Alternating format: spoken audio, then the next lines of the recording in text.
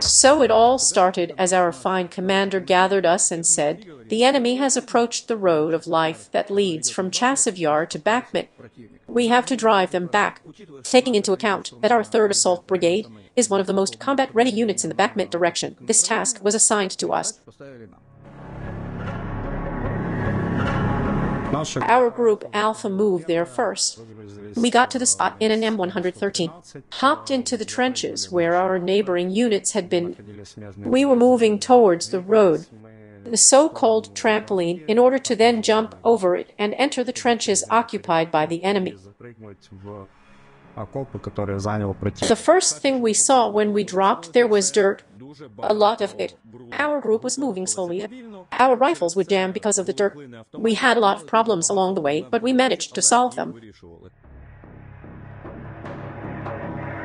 There are 3 lines of trenches there. The Alpha group took the right flank. They were supposed to clear the right line of trenches.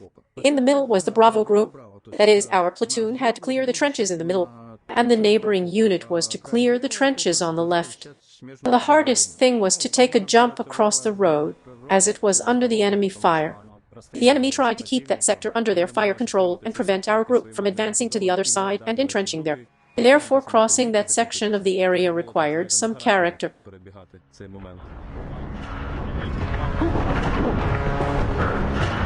The soil was damp and soft.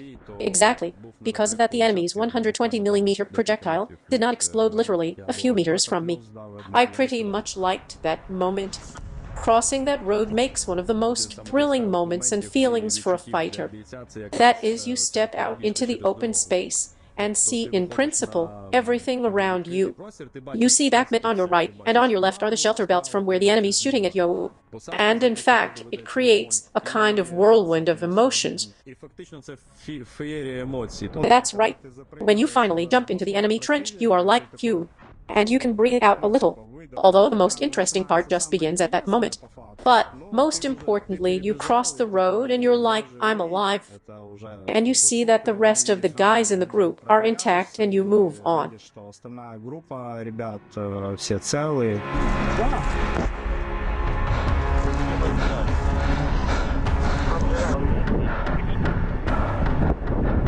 When we crossed the road, we saw many dead soldiers of the enemy lying here and there in the trenches.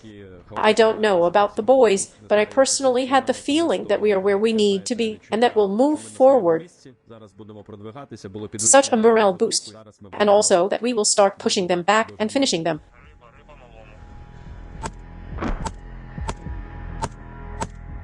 During the first fire contact, I saw the enemy, who was wearing a helmet with Ukrainian pixel camouflage.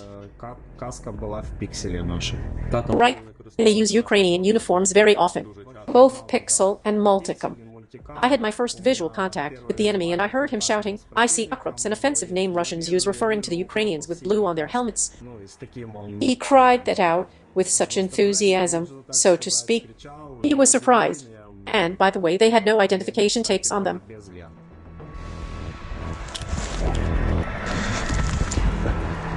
Straight into the pit. I tossed my second number, my roommate, a grenade. He had a better viewing angle, and accordingly it paid off. You can see in the video how a grenade was thrown at the enemy and how the bits of the Russian world were thrown up in the air. Seen very clearly. I can't say that the enemy was weak. They were shooting back and stayed there to the last. They did not run away at the first fire contact. At certain moments, the enemy acted very cunningly, trying to take cover behind the corpses of their own soldiers. They tried to hide as much as possible, and sometimes it was very problematic to locate them.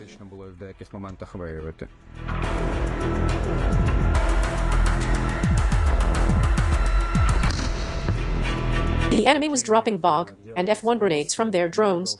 They have not always been successful. It would sometimes happen that they were hitting their own. There was such a situation that an enemy drone flew up and we followed what its further actions were. If it threw charges at us, we would shoot it down. If it flew past us, then everything was fine. In this way, several enemy drones were shot down by our group. I raised my head a little and saw a drone hovering over my combat mate. I shouted to him, "Fall back." And right after he moved back, a VOG grenade hit the spot where he had been standing. Such a funny situation used to occur that our commander was running about 40 meters back and forth along the trench and the enemy drone followed him around. And while he was distracting it, I was trying to knock it down with my rifle. That was a fun situation. And practical too. We shot down a few of their drones and at the same time had some laugh and worked out bit.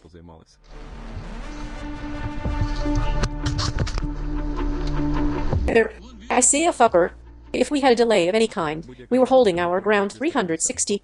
That is, some of us held the frontal sector on 12 o'clock, others on 9, 6, and 3 o'clock respectively. We were in complete control of the situation around us, because danger could be anywhere. The trench itself zigzags, and you do not clearly see the enemy if he lowered his profile and began to advance. In this case, you need to peek out and check if the enemy is crawling up to you so that he does not take you by surprise. Besides, you need to look right and left so that the enemy does not run across the field from above. Here you can see my commanding officer, and a fucker just started running away in front of him. And I was my commander's second number covering him with my machine gun. And he was constantly screaming, "See him!" Then stood up and started shooting at the fucker, then ducked down again so I could cover him. I shouted to him, "Where?" 12 o'clock. He replied, but there was no one there anymore. He killed them all. I thought to myself and crouched down to see him. In 2 to 3 minutes he stood up again and shouted, "See him!" Started to fire at them, then crouched down again. I stood up like where, killed them once again. And that was how I could not find the ability to hit. Yes, right here. And here he got hit by our commander. Yes, now he's about to fall down. Goodbye. At some point, we were left without the eyes in the sky. Without the drone, I mean. Because the eyes had to be recharged and get the battery replaced. Notwithstanding, we had to advance further. And we had to move on. The commander made timely decision. He stepped back, took an underbarrel grenade launcher, and simply began to sprinkle the enemy with grenades. This prevented them from getting up and locating our 2 guys who were moving on them. In this way, we were advancing further covered by the intense fire of the grenade launcher. By the time our drone came back, we had already moved 50 to 70 meters forward. It was effective because the enemy artillery is constantly firing and you can't stay in one place. Motion is life. You have to move on and on. Move. Move. There was a reserve group which then moved forward with fresh guys for a shift. And there was our very good combat mate named Elgis, who was supporting the fighters morally. Here you see one of our fighters get under the shelling and Elgis would encourage him to keep moving forward into the trench and not staying in the open field. Мотивировал его не лежать в чистом поле, а мотивировал его двигаться дальше в окоп. Run, damn it. I am. Run for fuck's sake. The motivation by Algis, run, fuck it. Nice one. Overall, our guys always support each other. There's nothing wrong about that. If you're stuck with something, your brothers in arms will always support you, cheer you up, and then you keep moving forward together.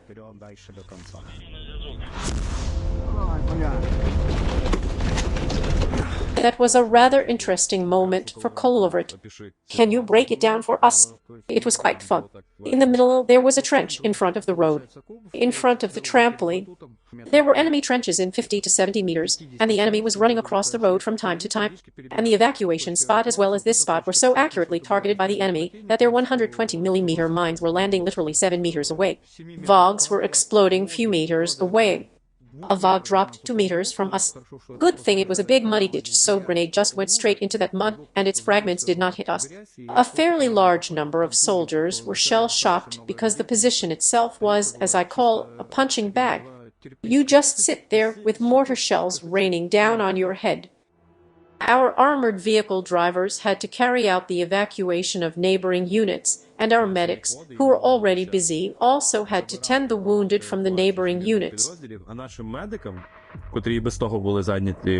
You cannot leave your fellow soldier to die just because there is no possibility for a medic from his unit to take care of him, right?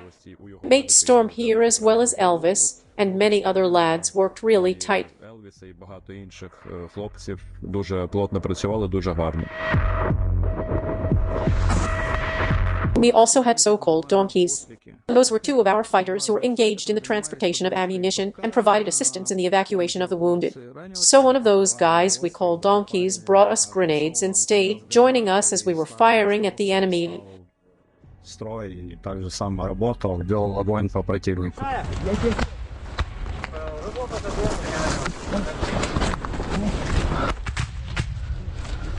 We walked 10 to 15 meters, stopped, and the enemy shell struck the spot we had just passed.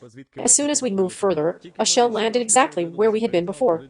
That is, they constantly tried to hit at us with everything they had, including unguided rockets, 120mm rounds, and grad rockets. They tried to inflict at least some damage on the retreating group.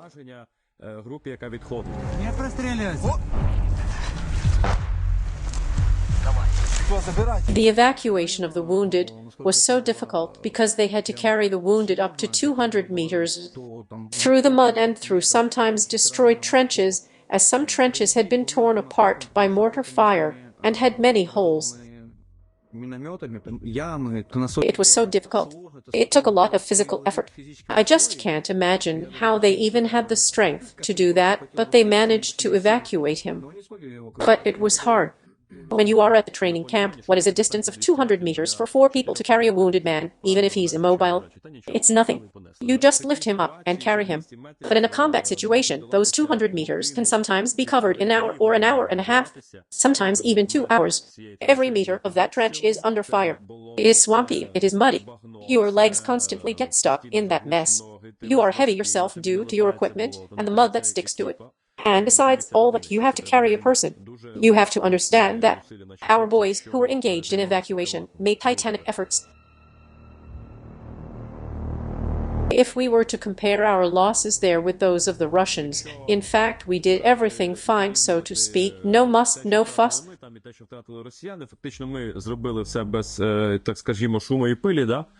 We had no killed in actions.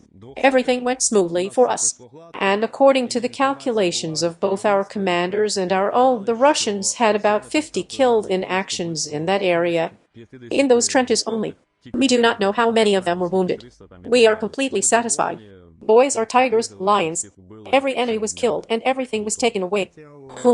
I would like to say thank you to our civil volunteers for providing us with protective equipment, the Gorget modules for neck protection. It happened that during the first fire contact a mine exploded nearby, and only after the assault operation, the guy found several fragments stuck in his Gorget piece in the neck area. If not for the neck protection, he would simply bleed to death. Therefore, many thanks to our volunteers and all those people who donate and help our brigade. And those who do not donate, we don't thank. At least let them go and dig trenches for us.